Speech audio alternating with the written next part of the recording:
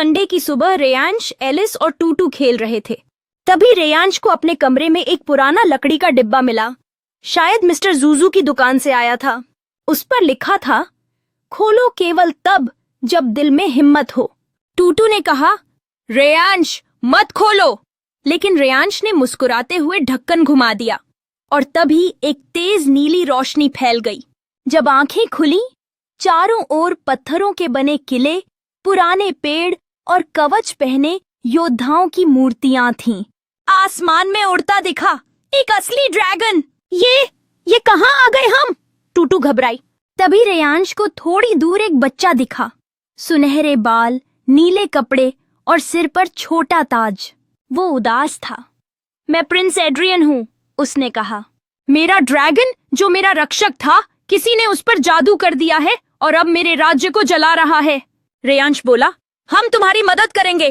टूटू ने सिर हिलाया। हाँ, और एलिस तो वैसे भी बहादुर है।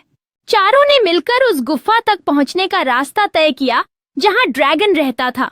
ड्रैगन बहुत बड़ा था, पर उसकी आंखें लाल थीं, जैसे किसी जादू में बंधी हों। टूटू बोली, हमें इसे समझाना होगा। हर चीज लड़ाई से नहीं सुलझती। रेयांश धीरे धीरे आगे बढ़ा और एलिस उसके साथ साथ चला। उसकी आंखों में कोई डर नहीं था। अचानक ड्रैगन ने आग उगली, लेकिन एलिस ने जोर से भौंककर उसका ध्यान हटाया और रेयांश को बचा लिया। तभी टूटू ने जमीन पर पड़ा एक जादुई पत्थर देखा जो चमक रहा था। वो शायद वही था जिससे ड्रैगन पर जादू किया गया था। एलिस ने झपटकर पत्थर को अपने पंजे से तोड़ दिया और तुरंत ड्रैगन की आंखें नीली हो गईं।